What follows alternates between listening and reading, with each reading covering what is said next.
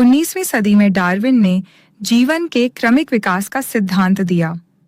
इसके अनुसार धरती पर रहने वाले सभी जीव इवोल्यूशन की प्रक्रिया का हिस्सा है। डार्विन की इतनी सी बात धार्मिक गिरोहों को हजम नहीं हुई। डार्विन ने आगे जो कहा, उससे तो मजहब की बुनियादें हिलने लगी। डार्विन ने बताया कि इंसान भी दूसरे जानवरों की तरह एक जीव ही है और दूसरे जानवरों की तरह इंसान भी क्रमिक विकास का परिणाम है। आदम और ईव से इंसानों की उत्पत्ति की कपोल कल्पना में जीने वाले लोगों को डार्विन का यह विकासवाद ना गवार गुजरा और डार्विन की इस बात पर चर्च इतना नाराज हो गया कि ईसाइयों के तीनों फिरके जो सदियों तक एक दूसरे का खून बहाते थे, डार्विन के खिलाफ हो गए। इतना ही नहीं, दूसरे तमाम धर्म ने भी डार्विन की इस खोज को धर्म विरोधी करार दे दिया। डार्विन ने दूसरे जीवों पर अध्ययन के बाद यह अनुमान लगाया था कि इंसान भी कुदरत की इस घटना का हिस्सा है। लाखों साल पीछे जाने पर इंसान और चिंपांजी के पूर्वज एक ही रहे होंगे। इंसानों को लेकर डार्विन का यह अनुमान दूसरे जीवों पर उनकी गहन रिसर्च का नतीजा था। इसके बावजूद डार्विन के पास इंसान के इवोल्यूशन को ठीक से समझाने का तब कोई और सबूत नहीं था। इसलिए धार्मिक गुरु उनके खिलाफ प्रोपेगेंडा फैलाते रहे और डार्विन के खिलाफ भड़काने का प्रोग्राम आज भी जारी है। इवोल्यूशन का सिद्धांत जो डार्विन ने दिया था वह दुनिया की स्थापित मान्यताओं को ध्वस्त करने के लिए काफी था। इसलिए चर्च के साथ ही दूसरे मजहबी गिरोहों के लिए भी यह जरूरी था कि वह डार्विन की इस खोज को गलत साबित करें।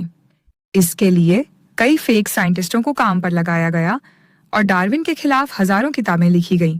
लेकिन धार्मिक गिरोहों के षड्यंत्रों से बेपरवाह कई शोधकर्ता ऐसे भी थे जो डार्विन के इस महान काम को आगे बढ़ाने की खातिर इंसान के क्रमिक विकास की गुमशुदा कड़ियां को खोज रहे थे और इस खोज में इतनी सफलता हासिल हुई।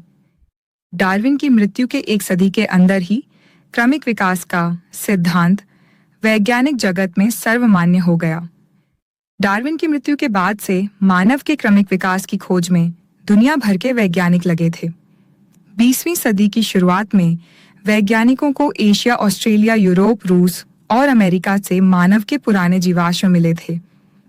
लेकिन गहन खोज के बाद भी अफ्रीका से बाहर कहीं भी 70,000 साल से ज्यादा पुराना कोई भी इंसान नहीं मिल पाया था। तब शोधकर्ताओं ने अफ्रीका की ओर रुख किया और फिर अफ्रीका की जमीन के नीचे से ऐसे सबूत मिलने लगे जिससे डार्विन सही साबित हुआ। इंसानों के सबसे पुराने कंकाल अफ्रीका से ही मिले और अफ्रीका में भी इथोपिया वह जगह है जिसे मानवता का पालना कहा जा सकता है, क्योंकि इंसानियत के सबसे पुराने प्रमाण यहीं से मिले। सबसे पहले 1925 में दक्षिण अफ्रीका की टुआंग घाटी से एक छोटे बच्चे की खोपड़ी की खोज हुई थी। उसे खोजने वाले मानव वैज्ञानिक थे। रेमंड आर्ट रिसर्च से पता चला कि यह खोपड़ी तकरीबन 22 लाख साल पुरानी थी और ये जिस प्रजाति की खोपड़ी थी उसे ऑस्ट्रेलोपिथेकस नाम दिया गया।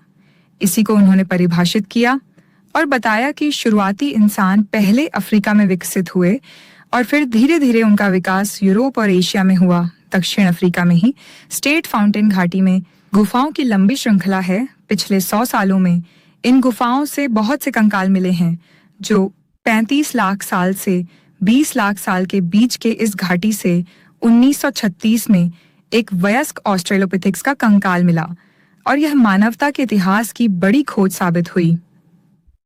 डार्विन की मृत्यु के एक सदी बाद 1974 में इथियोपिया की जमीन से शोधकर्ताओं ने एक कंकाल ढूंढ निकाला जो तकरीबन 32 लाख साल पुरानी एक महिला का कंकाल था।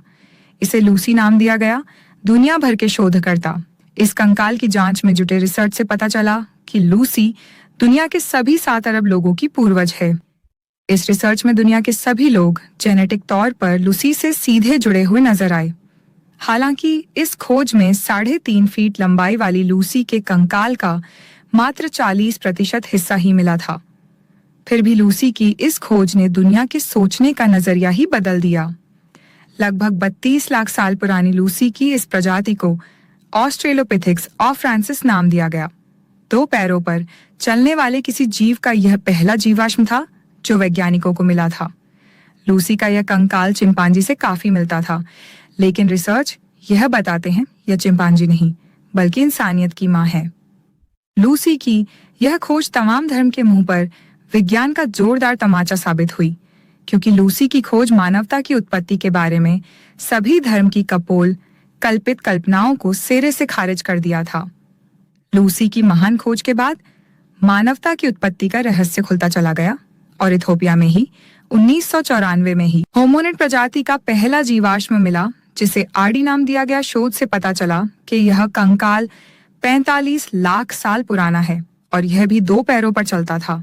यदि आप हमारी बात से सहमत है तो चैनल को सब्सक्राइब करें।